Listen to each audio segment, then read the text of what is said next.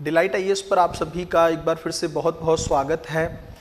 तो एक बहुत ही दुखदाई घटना जो अभी मुखर्जी नगर में घटी है उसको लेकर हम लोग बहुत ही गहराई से बात करेंगे और यह जानने का प्रयास करेंगे कि इस पूरी घटना के पीछे आखिर कौन जिम्मेदार है।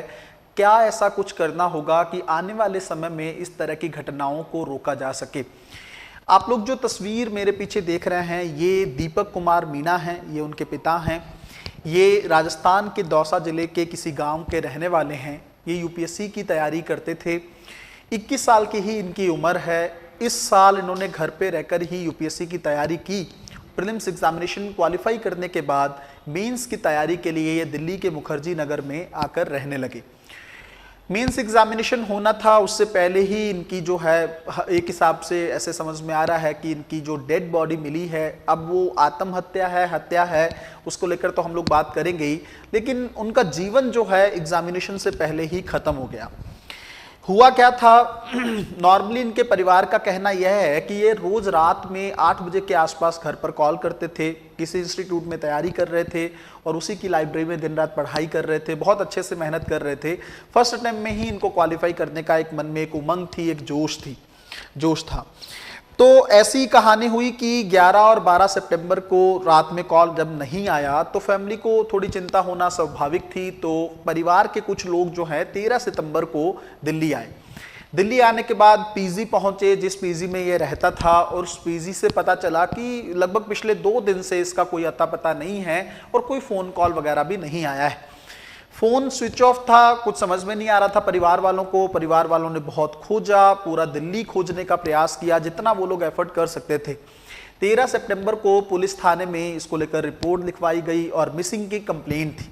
फिर जब पूरा खंगाला गया, पूरा देखा गया, तब जाके जो हैं आसपास की झाड़ियों में जो है जहां इसकी लाइब्रेरी थी उसके बगल में ही 2-4 मिनट की दूरी पर ही अगर आप देखेंगे तो आपको इनकी जो झाड़ियों में इनकी लाश मिलती है, इनकी डेड बॉडी मिलती है।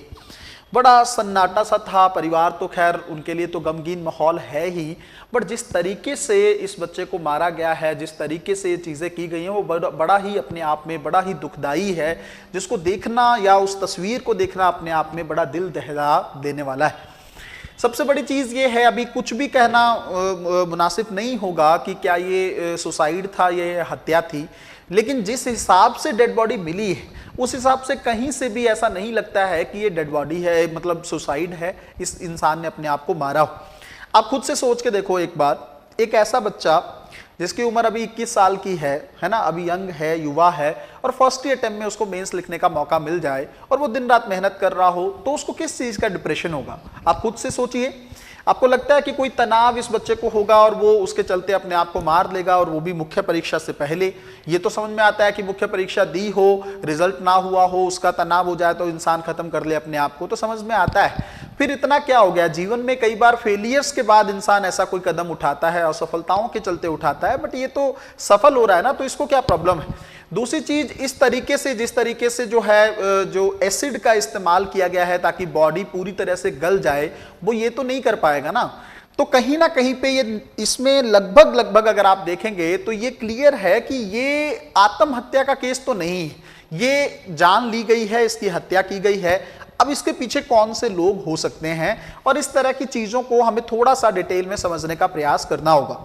आप खुद से सोच के देखिए कि इसमें अब 2 रीजन हो सकते हैं कि कोई पुरानी दुश्मनी के घर का कुछ रहा हो, घर वालों से जब पूछा गया कि कोई ऐसे लोग हैं जिनके चलते आपको ये परेशानी हो रही हो, या कुछ जिसके बारे में आप बताना चाहें ताकि हिंट मिले, तो सिंपल सी बात ये है ना कि घर वालों ने कहा कि कुछ ऐसा नहीं है, ऐसा तो कभी कुछ हुआ नहीं। पूरा गांव बहुत ज़्यादा खुश था जब ये सफल हुआ, और सब लोग चाहते थे कि जल्दी से जल्दी अधिकारी बनकर ये घर आए।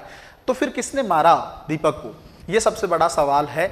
दूसरी चीज, मुझे ऐसा लगता है कि यहाँ के आसपास के माहौल में किसी चीज को लेकर लड़ाई हो जाए या यूपीएससी एस्पिरेंट इस घटना को इंजाम दें, ये बहुत कम लगता है। क्यों ऐसा कम महसूस होता है? क्योंकि यूपीएससी एस्पिरेंट जो हैं वो बहुत, मतलब उनको पता है, थोड़ा डर रहता है कानून का, उनको अपने करियर का भी पता है कि अगर कल को हम किसी इस तरह के मैटर में फंस गए तो हम आईएएस भी नहीं बन पाएंगे ना, हमारा जो अधिकारी बनने का सपना है वो पूरा नहीं हो पाएगा। वैसे करने को तो कोई भी कुछ भी कर सकता है, पर संभावनाएं हम लोग थोड़ा सा अभी आकलन कर रहे हैं उसका।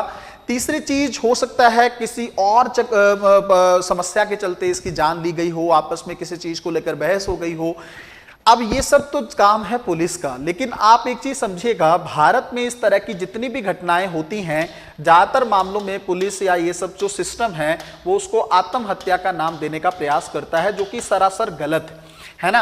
हमें जांच करने की जरूरत है कि इस तरह के मैटर क्यों हो रहे हैं। हम लोग कुछ दिन पहले भी एक बात कर रहे थे कि नीट के एक टॉपर स्टूडेंट थे, उसका भी कोई डिप्रेशन का कोई रीजन नहीं समझ में आया, उसके पास से भी कोई सुसाइडल नोट्स नहीं मिला, इसके पास से भी कोई इस तरह का आत्महत्या का नोट नहीं मिला है कि मैं मरने जा रहा हूं। फिर कैसे आप उसको आत्महत्या कह सकते हो? फिर तो जांच होनी चाहिए ना कि इस तरह के केसेस कैसे हो रहे हैं। दूसरी सबसे इंपॉर्टेंट चीज ये भी है, आप इसको ध्यान से समझिएगा, कि अपराधी भारत में, अपराधी जो है भारत में वो कितना निधड़क हो चुका है ना। आज के समय में चलो तीसरा पक्ष तो हम लोग नैतिकता वाला देखेंगे ही, बट उससे पहले आप कानून के डर की बात करो। अपराधियों को डर ही नहीं है कानून का कि कल को हम पकड़े जाएंगे या कुछ हमारे बारे में पता चल जाएगा। इसका मतलब बेखौफ होके वो इस तरह के घटनाओं को, इस तरह के आपराधिक कृत्यों को अंजाम दे जा रहे हैं। भारत के किसी क्षेत्र में कानून व्यवस्था अच्छी हो सकती है, बट पूरे देश में कानून व्यवस्था अभी भी अच्छी नहीं है। उसका ये सबसे ज्वलंत उदाहरण है। आप इस चीज को देखें, कानून का डर नहीं है जो है। आप अगर देखेंगे अपराधियों को, अगर आप कलकत्ता का केस भी देखेंगे जो एक बच्ची के साथ मेडिकल कॉलेज में हुआ, वो भी तो यही दिखाता है कि कानून का डर नहीं है लोगों को। इससे पहले निर्भया का केस हम लोग देख चुके हैं, लोग कानून से डरते नहीं है।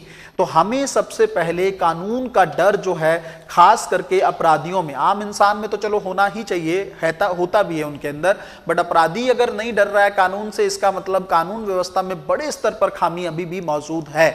हमें हमारा क्रिमिनल जस्टिस सिस्टम जो है बहुत अच्छा करना होगा, ताकि अपराधी भारत में इस तरह का काम करने से पहले कम से कम 1000 बार सोचे। ये सब गलतियां नहीं, ये गुनाह है। आप सोच के देखिए उस बच्चे के परिवार पे क्या बीत रही होगी। एक बच्चा जिसके बारे में वो लोग इतने खुश होंगे कुछ दिन पहले कि प्रीलिम्स एग्जामिनेशन क्वालिफाई किया है, वो अधिकारी बनेगा, इतना बड़ा सपना उसका पूरा होगा। और इवन किसने हक दिया आपको किसी की घर की खुशियां छीनने का? किसी के घर को एकदम गमगीन बनाने का मौका जो आप कर रहे हो, ये जो चीजें आप कर रहे हो, ये हक दिया किसने आपको, है ना। एक चीज और समझिएगा, नैतिक मुद्दे के तौर पर जो मुझे लगता है खास करके भारत में, नैतिकता का पतन देखिए आप, मूल्यों का पतन देखिए आप। किसी को किसी पे कोई भी तरस नहीं आ रहा है, दया तक की खत्म हो गया है लोगों में, कंपैशन, है ना। एक होता है ना कि किसी के साथ मान लो आपका थोड़ा सा नोकझोंक है या किसी के साथ थोड़ी बहुत दुश्मनी भी है, तो आप किसी को क्या करते हो, ज्यादा से ज्यादा थोड़ा बहुत मार पीट लेते हो, है ना, थोड़ा धमका देते हो। इस तरह की चीजें तो चलो ठीक फिर भी है, नॉर्मल है, आप करते हो। बट इस तरीके से किसी की जान लेना, आज के टाइम पे अगर आप देखेंगे ना, कोई भी अगर छोटी मोटी दुश्मनी भी है तब भी लोग उसको जान को लेकर ही खत्म कर रहे हैं। मतलब उसको ऐसा नहीं कि मार पीट करके छोड़ दिया जाए या थोड़ा बहुत डरा धमका दिया जाए, नहीं, लोग उसकी जान ले रहे हैं। इसका मतलब लोगों में कंपैशन खत्म होता चला जा रहा है, लोगों में तरस का जो भाव होना चाहिए। किसी को इतना बुरे तरीके से आप मार रहे हो, इतना वो तड़फ रहा इंसान भी आपके अंदर एक इमोशनल चीजें क्रिएट नहीं कर रहा है, तो ये तो बड़ी बड़ी शर्मनाक चीजें हैं। भारत का समाज अगर इस जगह पर आकर खड़ा हो गया है, तो इसके पीछे उत्तरदायी कारणों की पहचान हमें करनी होगी। हमारा परिवार सिस्टम ऐसा हो गया है, कमजोर हो गया है, संस्कार जो है वो खत्म होते चले जा रहे हैं, ताकि ये सब चीजें हमारी आंखों के सामने घटित होने के बावजूद भी हम कुछ नहीं कर पा रहे हैं। सिस्टम को तो जागना होगा ही होगा, क्योंकि देखो सबसे पहला काम तो सरकार का ही है। सरकार जब तब तक सोई रहती है, जब तक ट्रेंडिंग नहीं होता है ट्विटर पे, जब तक लोग विरोध नहीं करते हैं, बच्चे अब विरोध कर रहे हैं, जस्टिस की मांग कर रहे हैं। और मेरा दिल से मानना यह है कि इस तरह के कृत्यों में खास करके इस पर्सन को जस्टिस जरूर मिलना चाहिए। उन खूंखार जो अपराधियों को जरूर खोजना होगा जिन्होंने दीपक की जान ली है, और सिस्टम को एक ऐसा एग्जाम्पल सेट करना होगा कि अगर कोई ऐसा करता है तो उसके साथ सिस्टम कितना गलत कर सकता है। भारत में सुधारवादी जरूर है न्याय सिस्टम, बट ऐसे लोगों को सुधारना नहीं। ये क्रिमिनल्स हैं, और जो भी लोग मतलब जो इन्होंने इनकी जान ली है उनकी मैं बात कर रहा हूं। कलकत्ता में जो मैटर हुआ उनमें भी उनके साथ सुधार की बात नहीं की जा सकती है। उन लोगों को सिस्टम का डर दिखाना ही सबसे बड़ा एक प्रयास होगा जो हम दीपक के जैसी घटनाओं के लिए कर सकते हैं। मिलते हैं अगली वीडियो में, तब तक अपना ध्यान रखें, अपनी पढ़ाई को बहुत अच्छे तरीके से करते रहें। बहुत बहुत धन्यवाद।